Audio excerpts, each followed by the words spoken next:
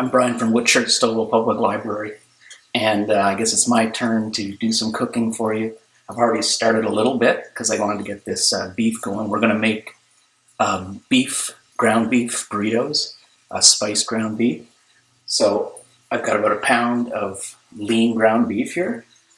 You want to get a temperature on it that's not too high and not too low, something that's going to sear it a little bit. Otherwise, once the fat starts to come off of that, you're going to end up doing, sorry, my cat is here. Anyway, you're going to end up with it kind of poaching the meat rather than grilling it. So while that's cooking, the best thing to do for it is you want to break this up into small little pieces. You break that up into small pieces just during the cooking process. I like having the smaller little chunks because that way it, when you add your spices and things to it, it gets evenly dispersed through all the beef. So we're just browning that up there. And you're just going to cook that until it's fully cooked through. I'm going to turn it down a little bit. So while that's going on, what we're going to do is we're going to cook and prepare some vegetables that are going to go into this as part of the whole burrito. So just got a little pot there. I don't want this to be too hot because you're going to use some extra virgin olive oil. You really only want about maybe a tablespoon. All right, so a little bit of the magic of time lapse here. Beef is pretty much cooked through. I've drained off pretty much about, you want to drain off at least 90 to 95% of the fat in that, which I've done. You want a little bit in there because there's a lot of flavor in it, and you also want to make sure that it doesn't dry out too much. So I've got my oil that's been heating up a bit, and we're just going to dump in. I've got some chopped onion. I've got 4 different colors of peppers. I've got green, red, orange, and yellow peppers. And what we're going to do with those is we're just going to kind of let them saute up while we're doing the rest of the process on kind of a lowish heat. The next thing you want to do, you've got your little thing of taco spice. Throw that out the window because we're not using that. So we've got 2.5 teaspoons of chili powder. I've got a teaspoon of cumin, and I've got a half teaspoon of paprika. So we're going to take those and dump those right into the meat. And then we're going to start mixing a little bit. So what I've got here is I've got a mixture of beef broth, low sodium beef broth. I even find that too can be a little salty and take away from the overall flavor. It overpowers it. So I've diluted this half and half with water. So there's a 1/4 cup of water, 1/4 cup of low sodium beef broth. I'm going to throw that in there. And then you're just going to kind of mix this up. So you want that 1/2 cup of liquid because it's going to cook off here. It's going to burn off.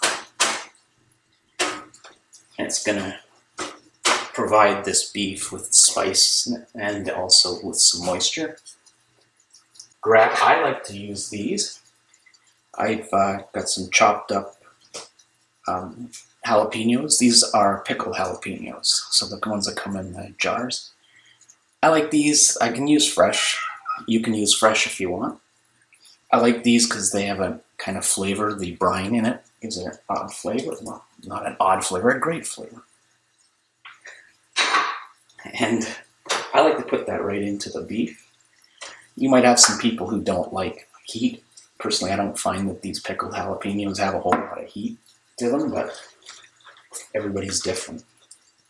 So we got the beef going. We're just going to grab a few little things here.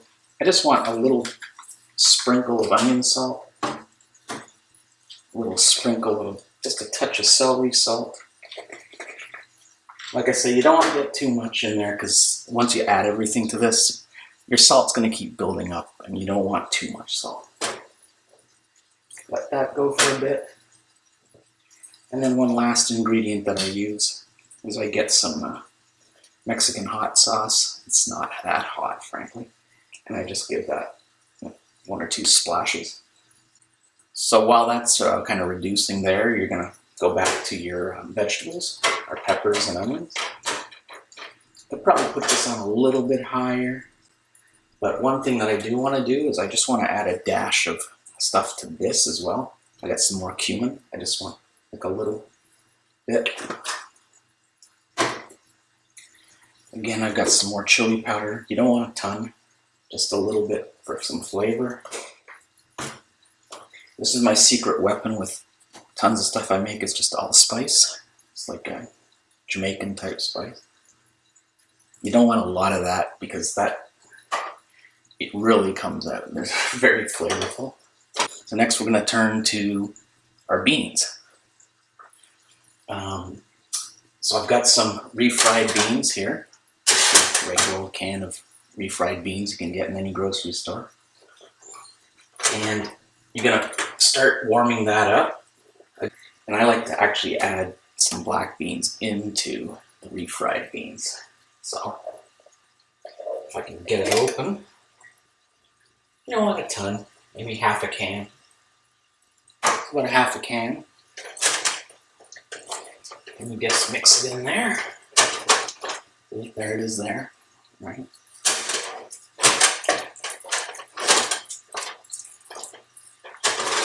Keep going. Keep that on a low heat. So we're going to let everything simmer here. It's going to take probably the better part of another 15 minutes or so for all this to get cooked properly. And then we're going to come back and we'll be putting a fantastic burrito together. So everything's cooked. I've cleaned off a little bit here. I've thrown a little extra light on the subject because it was getting a little dark. And I've got all my toppings, I've got all my fillings. I've got it all laid out here. This is where the camera is, so we're doing it on the stove. I got my sandwich press here, so let's put this thing together. So we're going to start with our refried beans. I've just got I've got the big tortillas here. This is a 12-inch. So you get in your beans. And I get beef in here. I like lots of meat on these, so get your spicy ground beef in there. And then I've got my peppers and my onions that we've sauteed. You're going to throw those on top. I guess with the amount of beef and stuff that I made, you could probably feed about 4 to 6 people, depending on how much people eat. Shredded cheese. This is just a Tex Mex blend. It's like Monterey Jack, cheddar, and some mozzarella. I've got, let's see, what should we put on next? I like olives, so I'm putting some olives on there. I've got some chopped hot peppers, some diced tomato and lettuce, so throw some of that on there. A little Pico de Gallo sauce. It's like a salsa. But this is sour cream. I've added some chipotle pepper sauce to it. So that's why it kind of, if you can see, it looks a little brownish. Gives it a nice kick. I got my guacamole, just store-bought guacamole. I don't make my own. Why bother? Wrap this thing up. Let's make sure we don't lose any of it. Get that in there. Get that in there. Yeah, that's nice. That's looking good. I'm going to put it into my sandwich press.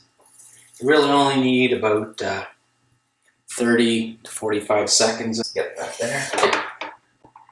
I forgot to put my secret weapon, my little hot sauce here. So I'll just throw a little bit in there. Ideally, I would have put it on before I put it in the press. Close that up so your cat doesn't jump on it. It has happened. Trust me. And there we go. We got the seasoned ground beef burrito. I guess you could call it Brian's burrito. I think it looks pretty good. So hopefully you got some enjoyment out of this and you try it at home. Until next time, have a good evening.